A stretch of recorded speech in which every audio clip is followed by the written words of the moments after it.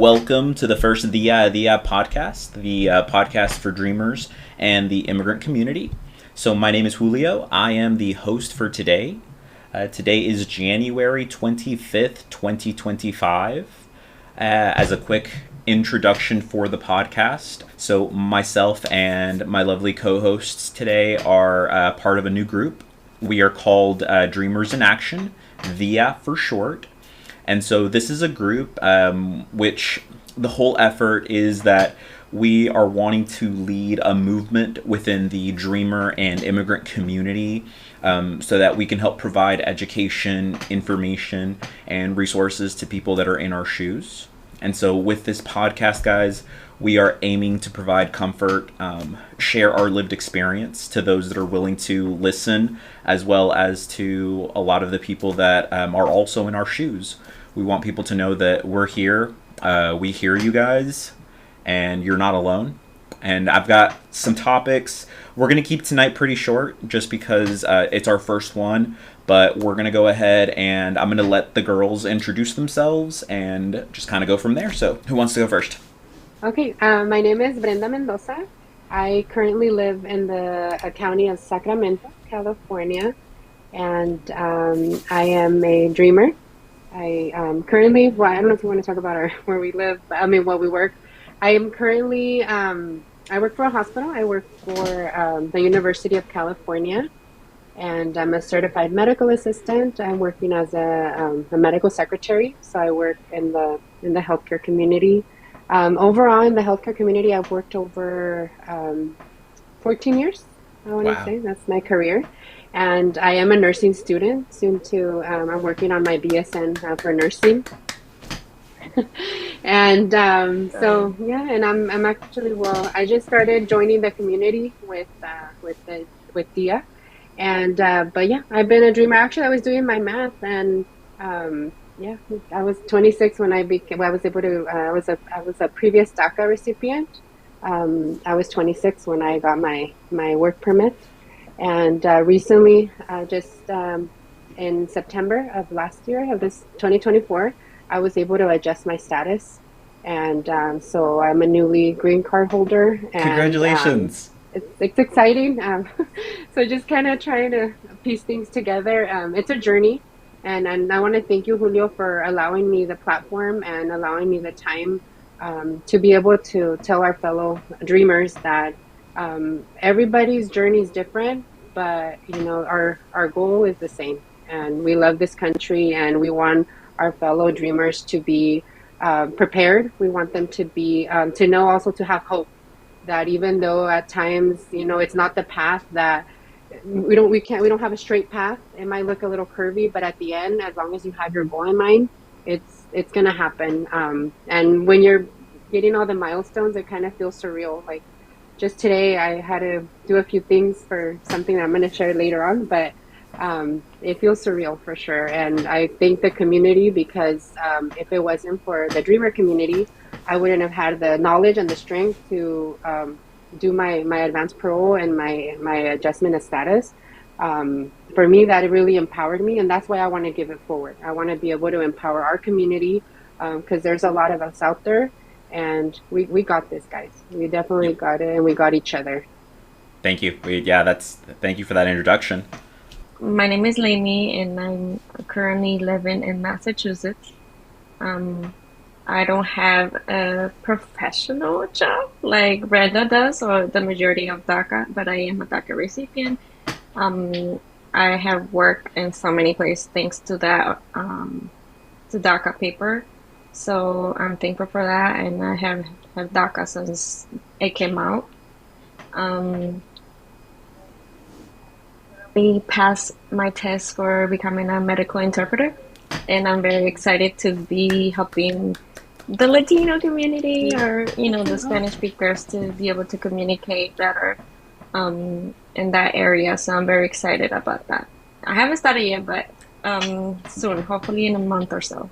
You're gonna do amazing. Yeah, no, we appreciate you sharing that, and I think that's the important thing that we need to remind everyone, because a lot of the times we forget that DACA recipients and dreamers, we come from all walks of life. We all have a lot of different backgrounds, and we have a lot of people that were essential workers, people that are first responders, but we also have people that do everyday jobs. I mean, we are in all of the corners of the United States. We are in all industries. We do different things. I do health insurance, so I work Medicare health insurance, and I help people every day look for plans to help them afford their medications and pay for their doctor's visits. So, like I said, it's nothing fancy. I don't do anything heroic, but I'm still here. I still contribute. I pay my taxes. And I think that's what a lot of people just need to basically remember, that at the end of the day, no matter how big your job is or how small it is, we're all a part of this. Belen, hey, all right, we got you in. All right, able to. Perfect. Okay, guys, I'm so this on my is phone. So that's okay. that was No the worries. only way. No worries. Okay, guys. Okay. So we've got our last co-host for the day, and it is going to be Belen. Belen, everybody kind of went through and did a quick little introduction of themselves. If you'll go ahead and introduce yourself. Yes. My name is Belen Garcia. I am, I believe, one of maybe, if not, one of the oldest DACA and DIA. I have to mention it because there are many ages, that have DACA, and I think that they range from like 22, 23 to 41, 2, maybe. Yep, I'm 32 myself, so I'm getting up there. Yeah. We have to say our age. You don't have to. You don't have to. Sorry. I'm proud. I don't mind. I am not 42, by the way. I'm not 42 yet. But I've been a DACA recipient since December of 2013. Yeah, so we've all been on DACA for quite a while, so it's a big journey. So with that being said, guys, with the podcast, this is the first one, and like I said, I'm not going to make it too long because I don't want to just overcrowd it with a lot of information. This has been a really stressful week, and I think the first thing that I really want us to do is, do you guys have anything that you want to say to the people that are going to be listening to this podcast? Whoever wants to go first, I mean, what you've been feeling this week, because I know with all of these executive orders that have been happening, with all of the social media and just the fear of immigration coming to people's places of employment, schools, we've got a lot of fear going on, but I think it would be really helpful and beneficial if we shared kind of maybe something we want to share, some encouragement, just some inner thoughts. So who wants to go first? I can go first. Oh, okay, ready? No, you're fine. No se montañen, por favor. No. Ya sé. It's been weighing big, heavy in my heart, in my mind. I think that there is not one hour of my day that I don't have like something that reminds me happening in my environment. You mentioned that we all work in different areas, some with a lot more closer to the community, and some a lot more in the back stage of stuff, but still as important. And I think that we all have a little something that always reminds us what is going on, even if we're like in four walls, or inside a little cubicle or something. It just reminds us. And it has been very emotional, very, my anxiety levels are high sometimes.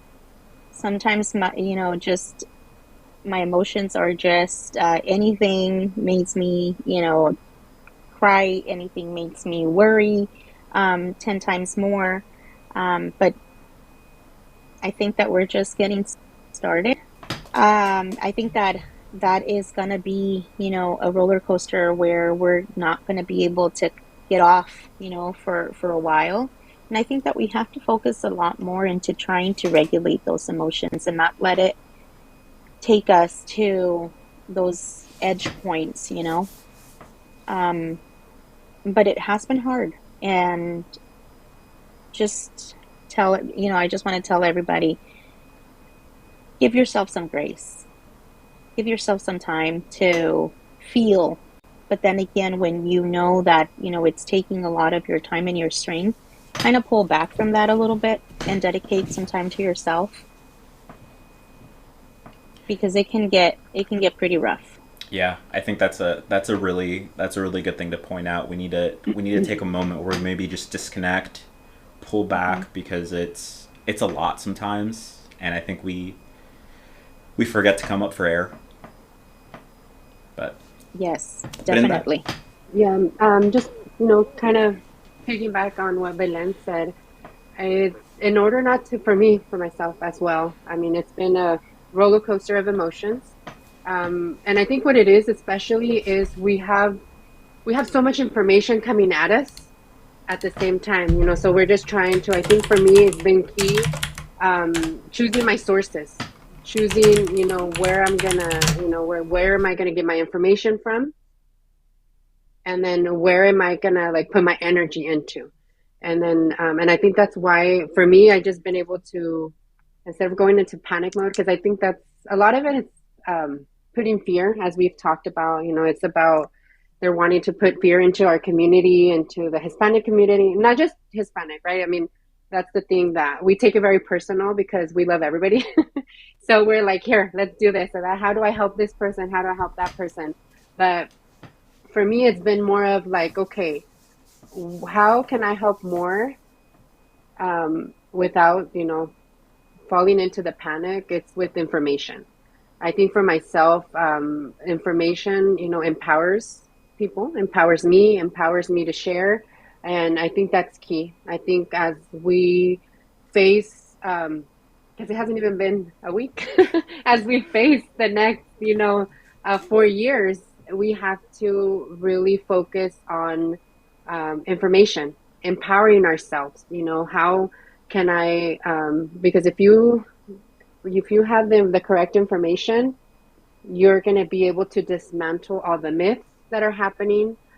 Because I've been at the grocery store and then I run into a fellow Hispanic, and they'll start telling me, and they start just saying all these things, and I'm like, well, where did you get that from?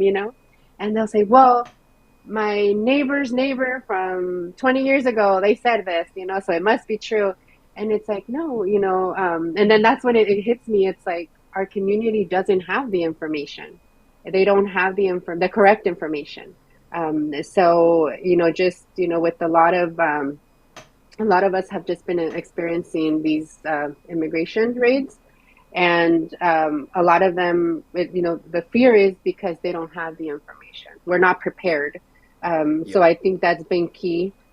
This whole week has just been of like preparing, me to my person. First, you start with your first point of contact, and, your cousin, your aunts, your sisters, your mom, and you start informing them, hey, these are your rights. We all have rights. And, as of right now, yes, they, because sometimes we see it in the news growing up, right? Flashback, 1990s. You see it in the news. If Univision says it, it must be true, Yeah. right? You get your source, you get your information, and then you Unfortunately, act on that, yes. right? Yeah. So that's, we get scared. And I think that's been a big key for me. This whole week is just, hey, check my sources. And, just we all have a smartphone. And, so yes, it's tricky because it's like we call it, what is it, a double-edged sword, right? It could be used for good, it could be used for bad. Let's use it for good. Let's use it, let's do the proper searches. That's what I've been doing on my media, is just putting out there organizations that are actually advocating for the rights, the truth, and are not just going to scare us. They want to give us the information. Exactly. And So I think that's been key for me this week, for sure. and I think that's like that part right there. It's with social media, everything can kind of blow up, and we can start getting something, a message out there, which is a really good thing, especially with how immigration raids are going to be happening. We want that information to go out on the fly, but we have to be making sure that that it's the right information, right? That it's verified. We don't want to start throwing people into a panic, and that's not to say that we don't want people to be on high alert. I think no matter what, we're gonna have to be on high alert for the next foreseeable future, um, because we're living in a new America, and whether we're happy about it or not, it's the reality, and it's things that we have to start talking about with our family, with the little ones, and that's the part that hurts me. Is like we have to start informing and talking to the kids. Hey, this is the new situation. Make sure that you're like keeping conversations with us, like lo que pasa en la casa stays at the casa, like stuff like that. So it's just conversations and making sure that we're getting information correctly out there to the people. But Girls, I don't know if you guys are moms, but I have young adults. And I don't think that it gets any easier whether you have little ones, teenagers or adults in the house, as your children.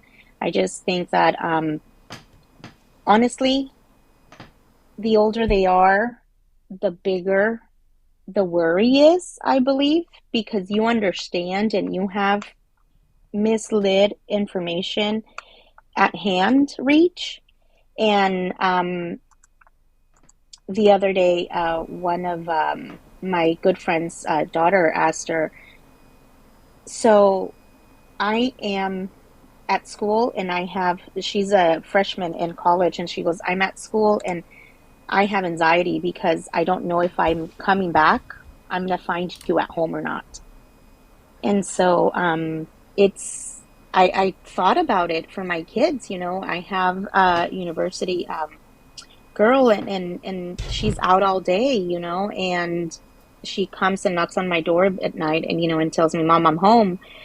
What if I'm not home? What if, I mean, it could be me, it could be a family member, it could be, anyone. I think that the older they are now, the bigger the worry is. In response to not to like kind of, um, you know, not taking consideration the little ones, but they have a lot more ways to kind of distract themselves, because it's just, natural for a child to distract themselves. Um, so it's just as hard anyway. As a parent, it's very hard to have that plan, to have to think, to make a plan, to have to, have in the back of your head that one day you'll have to execute that plan, put it in action. Who stays with who? Are they going to show up? Will they have the strength to pull through? Um, how long is this going to happen? Or how long is this going to last for? You never know. Adding a little bit with the resources, I think that we do have to verify. It just came to mind right now. We do have to verify that those, resources that we put out there are good resources, that they're not past resources, yeah, or they're no longer active. Mm-hmm. and I think that the biggest thing, it's like, because this is such an evolving situation, we're gonna have to be very careful on what we share, and maybe like just vetting our sources a little bit more. I do kind of want to bring up that with a lot of the sources, Via is going to start posting. And like I said, guys, we're a really new group, so we're going to start posting resources. We already have a flyer that is going to be directing you guys to kind of a page where you guys can upload your stories and what you guys might want to share as dreamers, because we do want to create a place where dreamers feel comfortable talking about their experiences. Maybe if they don't have a platform or don't feel comfortable talking about it in front of everyone, we do want to share that information. But we also want to make sure that everyone is staying up to date with the things that are happening We're going to be sharing information about where to report ICE raids, the consulate for those that are of Mexican descent. That'll be a resource, and we'll go ahead and make sure that we've got information kind of pointing out to that. So just things to kind of keep in mind. Lamy, were you able to? Can you hear me now? Yep. Okay. So like Belen was saying, I do have a daughter that goes to high school, and I never thought that I would have to have a conversation about these matters because we have other problems to worry about, like teenager stuff, or, like make sure your friends are good, or make sure you're a good person, make sure you do good grades, whatever. You have that regular conversations with them, but then you also have to add up all these kind of worry or it is overwhelming, and then it's a little too like sad because why would you want to talk about those things with your kid? But you have to. Now you have to, and you have to be like, if something happens to us or if something happens at school, or this is how I want you to handle it. So you have to kind of like prepare them for the worst, I guess. And I actually kind of want to ask you about that, because that's got to be stressful. It's like, one, obviously I grew up as a teenage boy, so my worries were a lot different, but I can only imagine like a girl like you're worrying about all of these things that normal girls worry about: what to wear to school, does my hair look good, kind of changing, like you're going through puberty, you're going through a lot of different changes in life, but then to like have to deal with this, if you don't mind sharing, like was there anything that your daughter said that just kind of worried you or just frightened you from the situation? Well, it's not like I go around and be like, well, I'm a DACA, or I'm this, or I'm that. Like I don't really discuss those things with her, but I do have mentioned, I kind of had to explain to her because I did the advanced parole, so I had to explain to her why did we have to travel this way, or it wasn't like, like when you plan to go on a vacation, so you just kind of like pick a date that you want to go. With advanced parole, you can't really do that. So I had to explain that to her.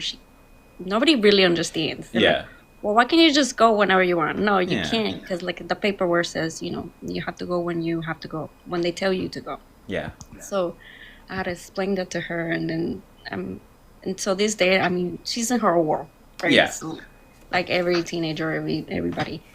But I tried to explain that to her, and she's just like, "What is that? Like, why do we have to do that? Like, why can't we just, do like the normal way?"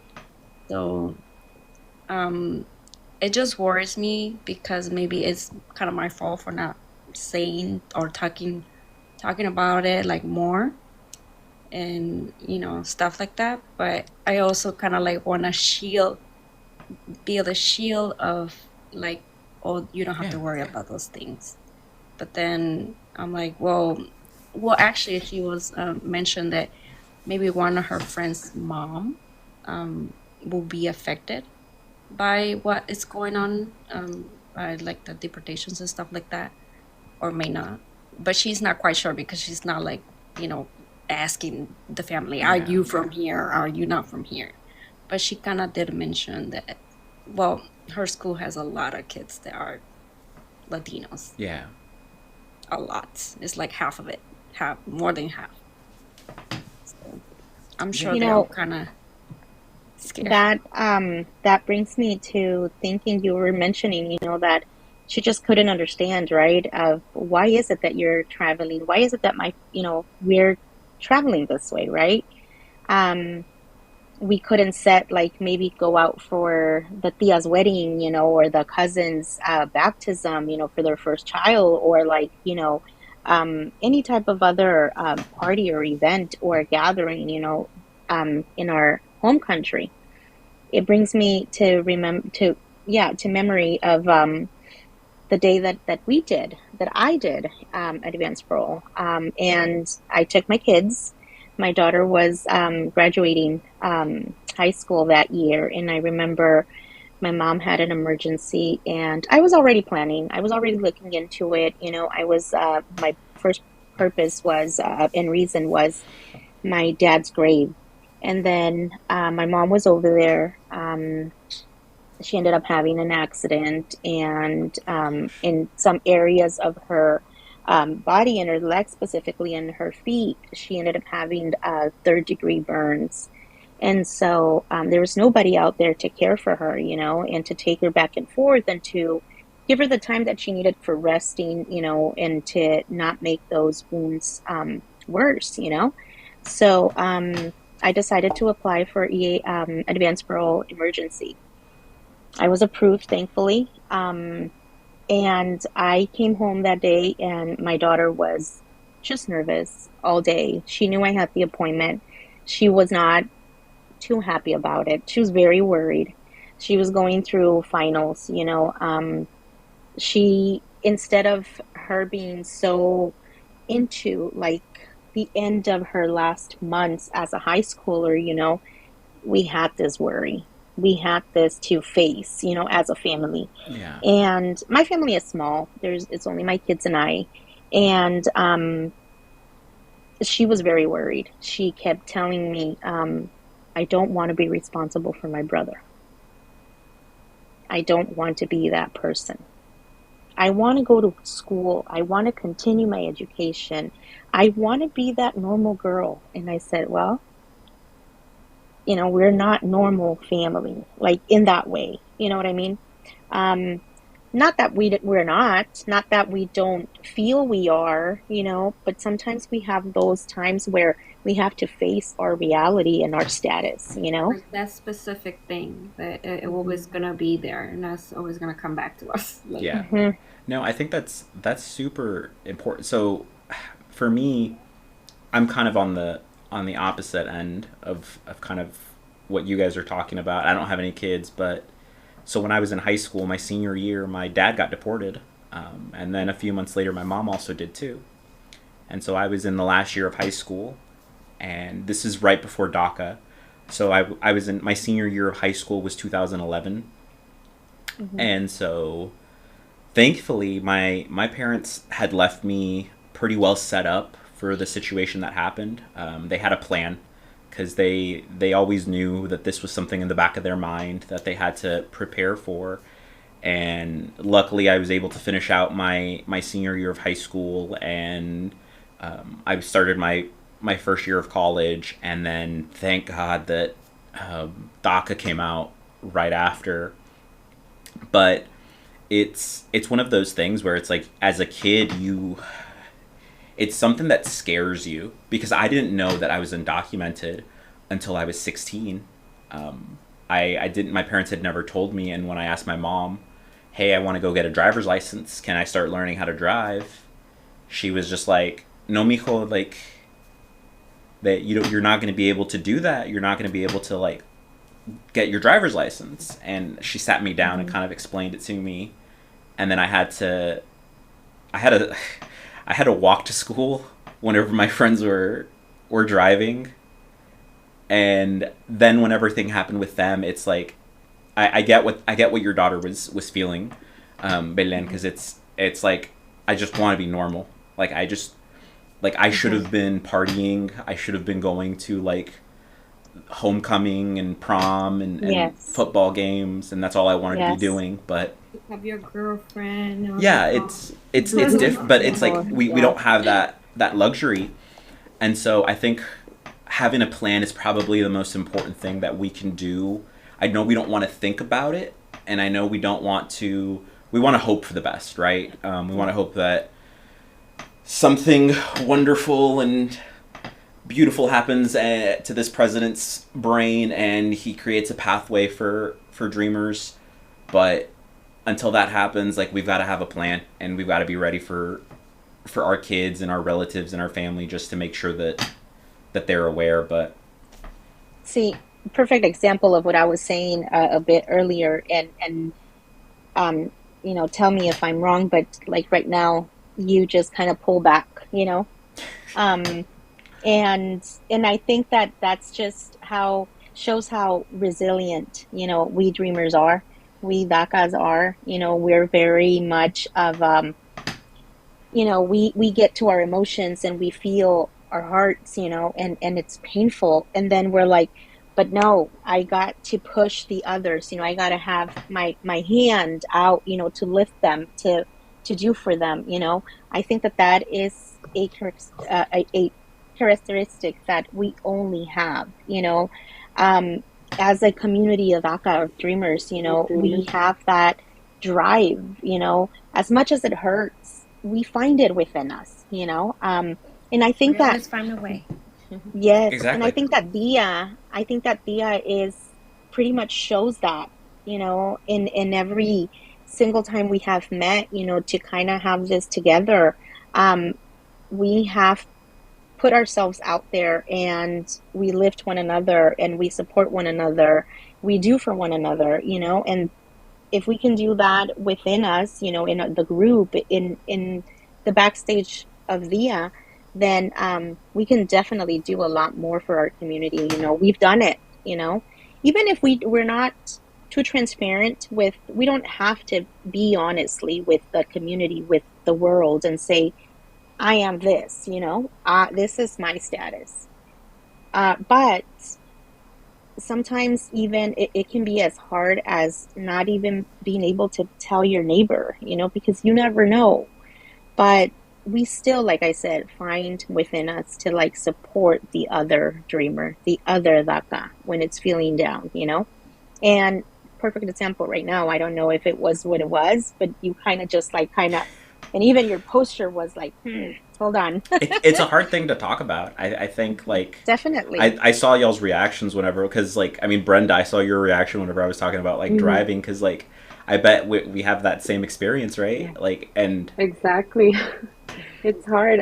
For me, I mean, like I said, just doing my recap. I mean, my dad brought my mom and I when I was 2.5 years old. So yeah, and then before, I mean, now the kids, they have like different grades, right? Different schools, different grades. For me, you started kindergarten and eighth grade all throughout. So the same kids you were growing up, your neighbors, mm-hmm. For what, almost 10 years of school, if you think about it, you start seeing that and you're like, hey, like what's going on? And so it does, it shocks you, because then that day that you realize that you're not going to be able to do the same things as your fellow, classmate, that you guys are, or that getting more into a heartfelt, the people you stand and do the Pledge of Allegiance with day in and day out, that you love this country as much as they do or more. And, you find that you're not in whole with that, you don't have that protection that, but you're willing to fight for this country as much or more than the person next to you. But there's that, very small detail, right? That we don't get it. And then I know day and night and day after day, a lot of people mention, and it's very, I've had that conversation with many people. They say, well, do it the right way. Just do it the right way, right? There's the right way. But we know, and not to get political, but the system is broken in many ways.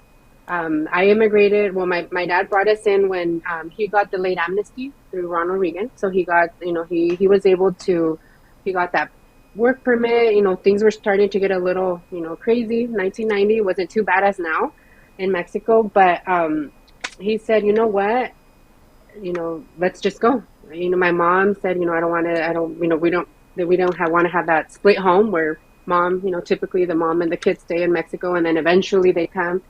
He said, let's do it now, right? So he brought us in.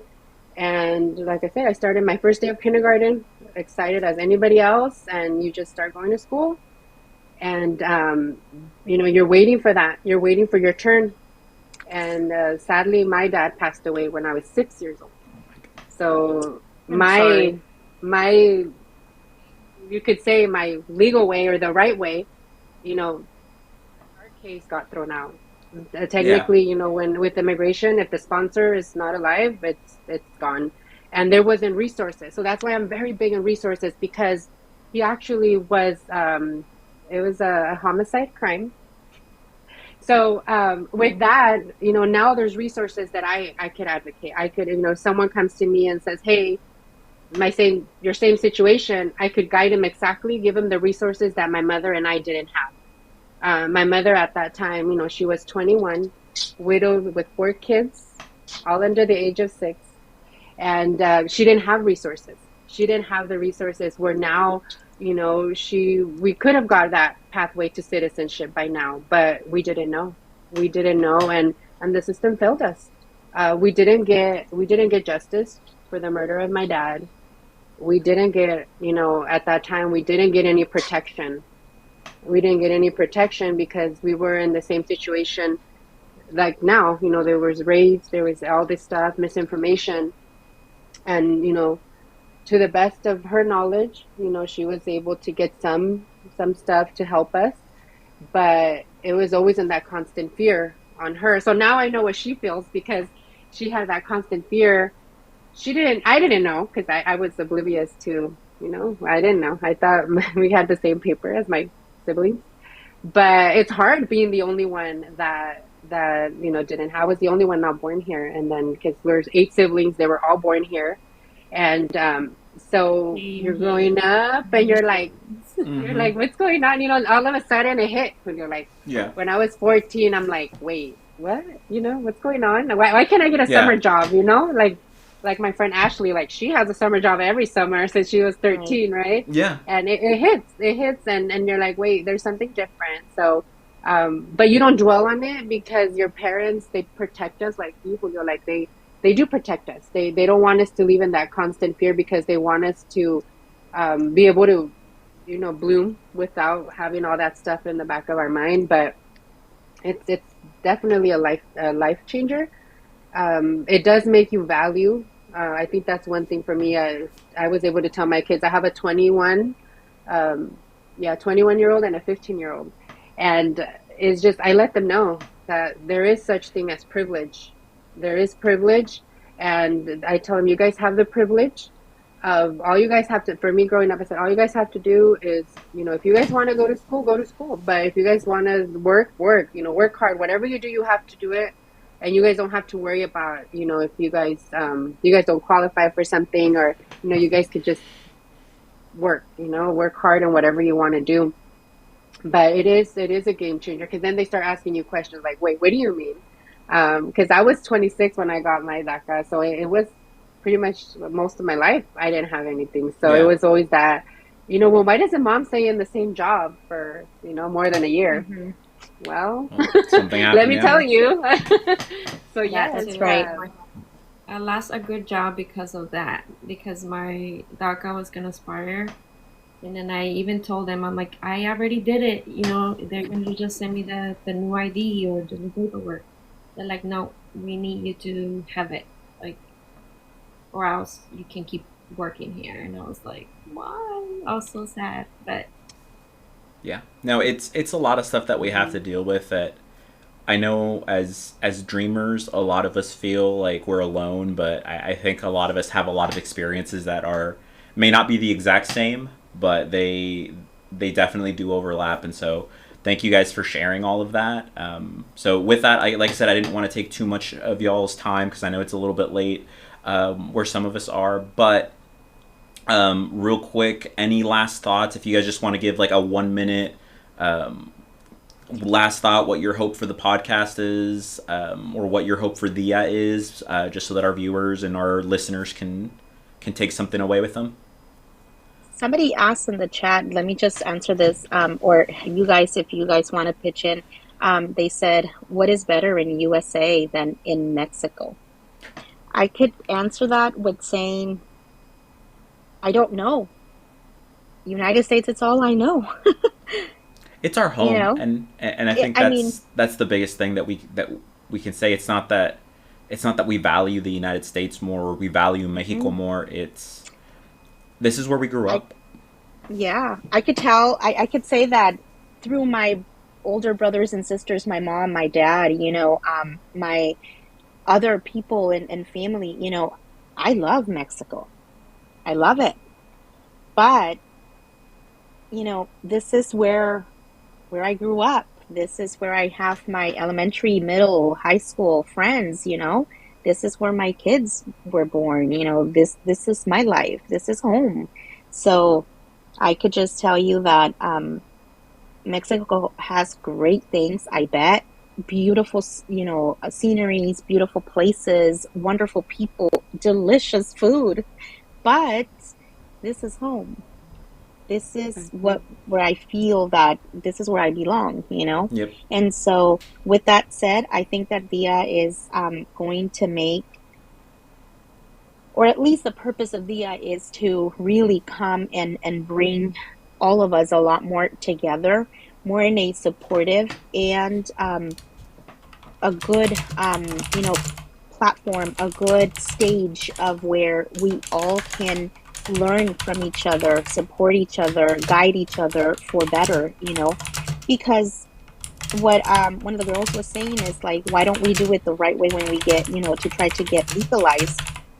Well, I had the opportunity twice to do so. Both those opportunities ended up with, you know, my dad passing away and my husband passing away. So that was not a possibility for me. Um, and although we do try to be as most as legal possible that we can, it is difficult. It is very much difficult to because, you know, and I think that Bia is here to fight for all of that, you know, to get have something change. Um, I don't know. I think that we're just getting, you know, we're trying to work, put this together and, you know, be of support, be of a resource, be of a lending hand, you know, be of a shoulder to somebody, be of a way, a method, you know, to a better place, to a better, another level of like fixing our status, you know. And I think that that's what Dia is going to do. Well, Dreamers also in action.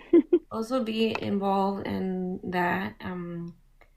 You know, not only you getting information, but you also, like you said, you have a shoulder to lean on because not Hmm. everybody understands what we have to go through Right. from day to day.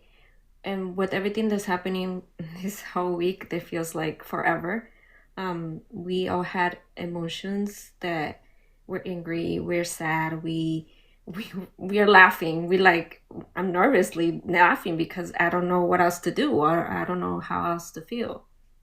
Hmm. So I Hmm. think for me, I find it, the that it's a place where I can be like, oh my God, these people are understanding what I have to go through. And we are here. We want to help the community to get informed, to know not to be scared. And it's obvious you have to be scared, but that you're not alone. We don't want Right. people to feel that they're alone and it's hopeless out there. No, we want to inform people and know that they have rights. Mm. Right. Exactly. I think that's very important for me. I just exactly what my sisters were saying. Be able to empower people. I think that's the first thing. Know that we can empower each other by just a word. Just sometimes just letting someone know, like, hey, I get it. That lifts a very heavy weight off our shoulders, knowing that somebody else gets it, and also the resources. I think that's going to be very, very big as dreamers. I think the big thing is that we all have a similar dream, right? We all have different dreams of what we want to do, how we want to use, when we get our citizenship, when we get our green card, like what the things that we want to do, how we want to enforce it. But in the end, the goal is to create a safe space for our family, where even, I think eventually that's what I would like to see too, how we can like start doing workshops and empowering family members, how they can support their fellow dreamer. If it's paperwork, we can do that too. If it's, like I said, eventually what I want, and then that's what we want to work on, is even like do scholarships, Yeah. for renewals. And it's just so many things. Like we have so much, like so Right. many goals for, or yeah, goals for Dia. But I think primarily is just knowing that we're fellow dreamers, and dreamers come in different types. This week, actually, I was talking to one of my nurses, and she was saying, she was like, Brenda, it's not just a because I made a comment without realizing, but I was just sharing my point of view. I said, because I'm Mexican, and then I said something about Mexican, and she said, girl, I'm Filipino and we're hurting too. And I said, yes, exactly. And that's exactly it. I think that's another big thing that Dia's going to do. It's going to open it's going to open us to more. So it's Mm-hmm. not just the Hispanic community. It's not just, Mexico. It's not just Guatemala, Salvador. It's everybody. Dreamers are everywhere. We have fellow Filipino dreamers, We have Vietnam dreamers, Korean. Korean dreamers. Mm-hmm. We have Yes. South America. My daughter was telling me, she's like, Mom, because she goes to a school where they have foreign exchange students. And she was Mm-hmm. telling me, she's like, Mom, my friend from Japan, he knows everything that's going on with you guys. And I was like, wait, what? So that just, our kids remind us that, hey, it's not, you guys are, and she says, Mom, you're not just fighting for you, you're fighting for everybody. You guys are fighting for everybody because, and that's exactly what Dia is going to be. Dia is going to be, very inclusive, very, proactive in the what is and just the whole, the dreamers, and that's amazing. I'm proud and I'm very humbled to be a part of this, and I'm just ready to get to work, ready to take that step of action with you guys. There you go. I think that's I a great gotta, way to end it on here. Also, guys, Claudia did share the link to yes. Dia. So that is the link tree. Go ahead, and if you guys do want to be a part of the community, please join that. I also posted it to my story. I think it's super important that we unite now more than ever. So thank you guys. Was there any last thought before we end the podcast? Yes, let's try to get a lot more diverse. Let's bring a Yeah, lot more of more different diverse. cultures and ethnicities into this group and empower a lot more, ourselves. All right, guys. Well, hey, again, this has been Dia. This is the first podcast that we did. I know it was a little rough in some places, but thank you guys for joining me, and thank you guys in the chat. Thank you for everyone that watched. We really appreciate it, and have a great night, and God bless.